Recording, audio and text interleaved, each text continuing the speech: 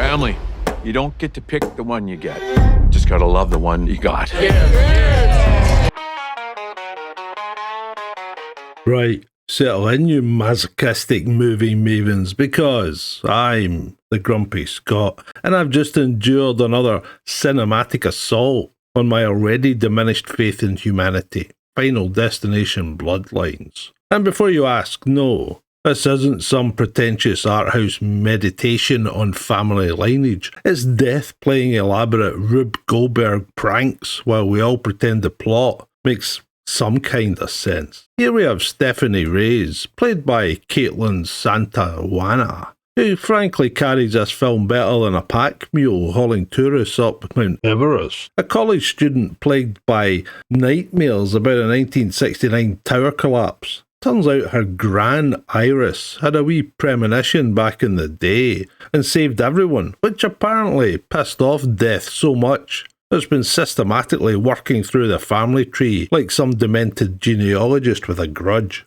The film gives us the usual Final Destination formula: creative deaths, a protagonist trying to cheat fate, and more red herrings than a Scottish fish market. But here's where things get as muddled as a burn after a heavy spate. What really genuinely bothered me throughout this blood-soaked family reunion, and apparently I'm not alone in this sentiment, judging by the heated debates on that last bastion of sensibility, Reddit. Our protagonist, Stephanie, looks distinctly Filipino, which makes perfect sense given that Santawana is indeed half Filipino and half Czech-Slovak. The lass worked hard with the directors to authentically portray Filipino family dynamics, right down to the chinelas house rules. That's flip-flops to you. And the sinigang, or hot soup, on the dinner table. But then we meet dear old Dad Marty Reyes, played by Tinpo Lee, who looks about as Filipino as I look like a supermodel. Which to say, there is a passing resemblance, but it's a fucking stretch. The man's Chinese-American, and while there are certainly Chinese Filipinos, the casting here creates a visual disconnect that had me squinting at the screen, like I was trying to read the fine print on a timeshare contract. And then Brother Charlie, portrayed by Tio Briones, who is genuinely Filipino-American, son of John Briones, somehow manages to look more Indian than Asian, creating this delightful family portrait where genetics apparently took a holiday. Again, those bastions of Reddit were having proper conniptions trying to figure out what ethnicity this family was supposed to represent, with some thinking Stefani was Latino, actually a bit like myself, until the plot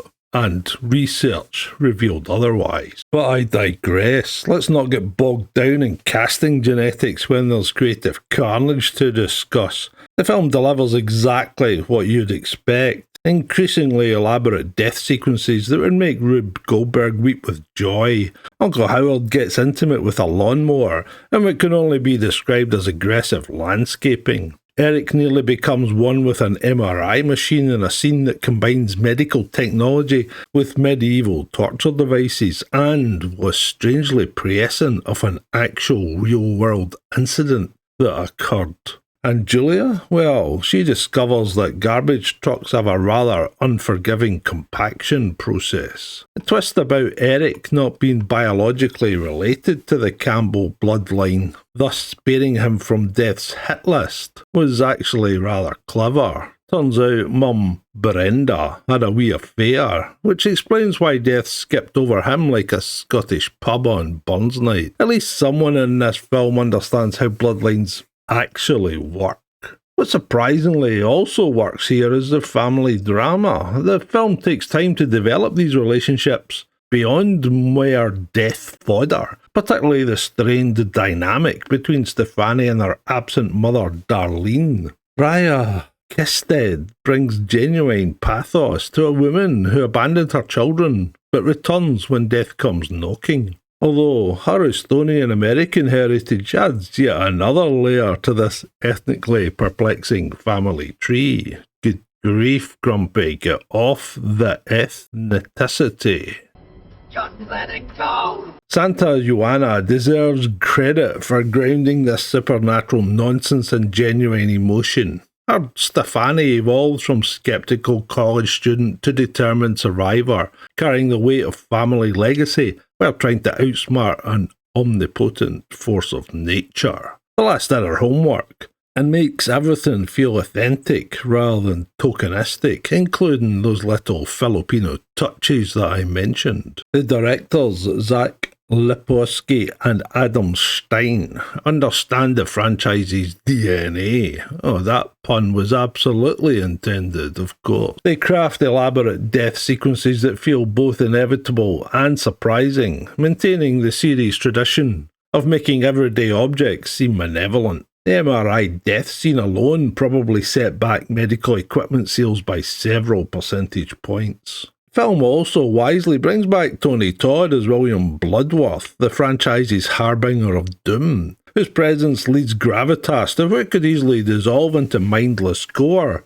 though given this was, sadly, one of Todd's final performances. His scenes carry additional emotional weight for long-time fans of the franchise. Final Destination Bloodlines succeeds, despite its casting confusion, because it remembers what makes these films work. The illusion that death is both random and methodical, cruel and somehow justified. The Filipino family elements, while occasionally at odds with the visual casting, add cultural depth that previous entries lacked. The film's ending, which I won't spoil for you sadistic souls who haven't witnessed it yet, maintains the franchise tradition of reminding us that you can't cheat death indefinitely.